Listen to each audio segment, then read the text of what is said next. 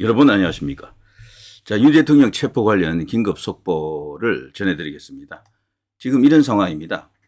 윤 대통령은 변호인단을 통해서요 공수처에 자진 출석하겠다라고 이런 내용을 갖고 협상을 지금 시도하고 있습니다. 체포당한 것이 아니다. 그것을 이제 지금 주장하고 있고요. 그 밑에 보면 속보 공수처 윤 대통령 자진 출석 고려 안에 영장 집행이 목표. 이들은 체포하겠다라는 겁니다. 대통령을 끌고 나오는 그 그림이 필요한 거죠, 이 사람들은. 그리고 이재명이 요구하는 게 바로 이거예요. 그리고 대통령을 반대하는 세력들이 원하는 게 바로 끌려 나오는 모습을 저들이 반드시 사진을 찍히게 하겠다라는 거죠. 혼자서 당당히 걸어 나오는 것은 허용하지 않겠다라는 것으로 보입니다. 자, 이게 지금 현재 나와 있는 현 상황이고요. 잠시 전에 이제 이런 게 있었죠. 김성훈 경호차장이 체포되고 미니버스로 호송 중에 있었고요. 이미 이제 경호차장은 뭐 호송된 상태로 이제 조사를 받는 장소에 도착했겠죠. 자, 이런 식으로 2차 저지선 돌파, 관저 앞까지 아무런 저항 없이 그냥 뭐 프리패스였습니다, 거의. 그러니까 경호처에서 이번에 아예 경호를 하지 않았다라고 보는 게 맞습니다. 이거는요 두 가지 가능성이 있죠. 경호처 내부가 무너졌을 때 도저히 이제 세분리, 역불급이다. 뭐 이런 상황 속에서 경호 자체가 이제 무의미해진 이런 케이스가 있을 수 있고요. 다른 하나는 오직 대통령이 이제 말할 수가 있는데요. 대통령이 들어오는 건 막지 마라. 경호 포기해라. 우리 국민들끼리, 국가기관끼리, 정부기관끼리 이렇게 하는 것은 보기 좋지 않다. 세계에 참 부끄러운 일이다. 내가 당당하게 이것을 이제 이렇게 조사를 받고 불법이지만 악법도 법이다. 뭐 이런 식으로 조사를 받겠다라고 하면서 일단 경호처에 일단 그 저항을 하지 말아라고 특별한 지시를 내렸을 것으로 봅니다. 그거 아니고는 이런 일이 일어날 수가 없어요. 납득이 안 되잖아요. 어떻게 이런 일이 일어날 수가 있습니까? 자, 지금 현재 공수처는 윤 대통령 자진 출석을 고려하지 않고 있다 그러죠. 그런데 윤 대통령 쪽에서는 자진 출석하겠다라고 지금 이걸 놓고 협상을 하고 있는데요. 석동현 변호사는 윤 대통령은 현재 체포당한 것은 아니다. 다만 워낙 공수처와 경찰이 대량으로 밀고 들어오는 상황에서 경호처 직원들과 충돌이 나면 큰일 나니까 어쩔 수 없이 공수처에 자진 출석하는 쪽으로 협상 중이다. 이렇게 말하고 있습니다. 유혈 충돌이 일어나가지고 만일에 어떤 불상사가 터지게 되면 이제 석동현 변호사라든가 이런 사람들은요, 윤 대통령에게 이게 어쩌면 불리하게 또 작용할 수도 있다라는 거죠. 지금 내란 혐의 이거 자체가 완전하게 입증된 것은 아니잖아요. 누가 봐도 이건 내란이라고 하는 것을 덜 씌운 어거지에 가까운 것인데 진짜로 이제 무력 충돌이 일어나 버리면은 이제 이것이 이제 불리하게 작용할 가능성이 크다라고 판단했을 것 같습니다. 그래서 경호처에서 이 실탄까지 다 지급을 했다 그러죠. 그리고 저격총까지도 다 휴대했던데요. 그것을 사용하지 못하게끔 특명이 내려갔다라고 이제 볼 수밖에 없습니다. 그리고요, 지금 공수처의 현재 입장이 어떤가 하면요. 이들은 지금 그야말로 이제 대통령을 조롱하고 끌어내려고 하는데 여기 혈안이 되어 있습니다. 공수처장 이 사람은 대통령이 고르고 고른 인물인데 몇 달 동안 고심 끝에 공수처장을 지명했거든요. 그래서 이제 상당히 이제 믿음이 가는가 했는데 알고 보니까 이 사람도 완전히 이제 벌건 사람이더군요. 그래서 과거에 헌법 아니 저기 법관 시절에 이 사람도 이제 우리법 연구회 같은 이런 조직에 몸담았던 인물로 지금 알려져 있죠. 자, 속보 공수처 윤 체포영장 집행한다. 물리적 충돌은 없었다. 공수처가 직접 이런 말을 하네요. 물리적 충돌은 없었다. 전혀 없었다. 아무런 저항이 없었다라고 합니다. 처음에 들어갈 때 바리케이드를 열 때 조금 힘들었지. 그 후에는 그 경호처 그 누구도 자기들을 막지 않았다라고 합니다. 집행 막는 경호처 직원이 전혀 없었다라고 합니다. 그리고 관저동 안에서 윤 대통령 측과 직접 만나가지고 현재 어떻게 처리할 것인지 조율 중에 있다. 그리고 윤 대통령 자진 출석은 고려하지 않고 있다. 영장을 집행하겠다. 이게 지금 경호처 아니 저기 공수처의 입장이고요. 자, 경호처는 공수처 청사 보안 문제 등을 지금 협의 요청을 하고 있습니다.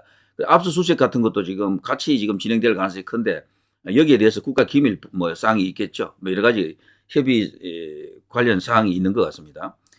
그리고 만일에 윤석열 대통령이 체포될 때 공수처로 바로 이제 이송한다라고 합니다. 영상 녹화실에서 조사 예정이라고 하네요. 그리고 질문지가 200페이지가 넘는다라고 합니다. 방문 조사 검토했다면 체포영장 청구 안 했을 것이다. 그래서 방문 조사를 거부했기 때문에 부득이 체포영장을 청구했다. 뭐 이런 식으로 또 둘러댑니다. 자, 아무튼 이런 식입니다. 전체적으로 돌아가는 걸 보게 되면은, 대통령이 어느 순간부터 전체적으로 작전을 바꾼 것 같습니다. 저항하는 것보다는 이런 쪽으로 어느 정도 이제 협조해 주면서 시간을 조금 벌려고 하는 그런 의도가 있다. 다만 한 가지 이제 우려가 되는 것은 체포가 되면 48시간 유효한데요.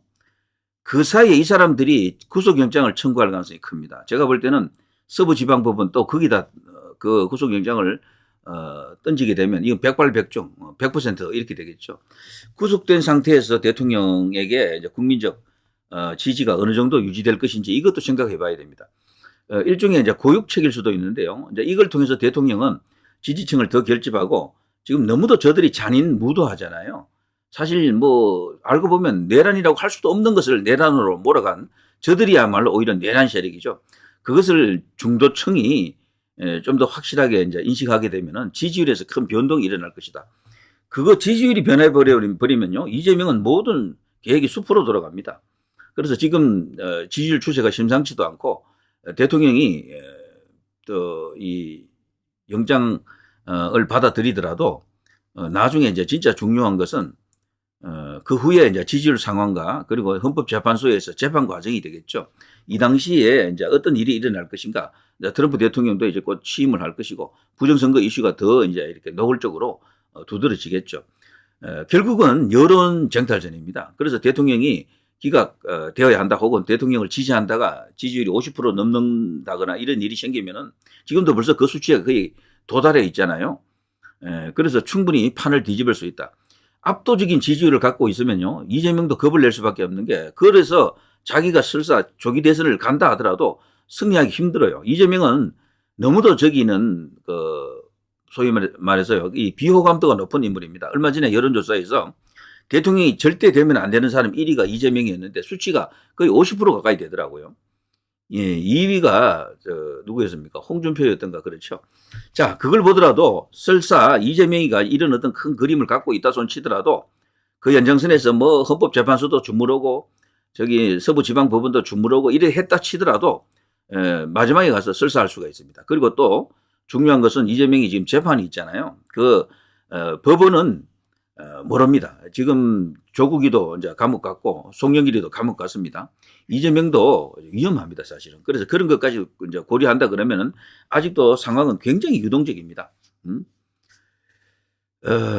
자, 체포한 이유는 뭐 정확히 100% 이렇다라고 말하기는 어렵지만 어떤 카르텔 아래서 움직이는 것은 맞는 것 같다. 그리고 공수처도 지금까지 아무런 존재감을 보이지 않다가 대통령을 체포하는 성과를 얻게 되면은 조직에 뭐랄까 체면이 선다 할까요? 그런 게 있겠죠.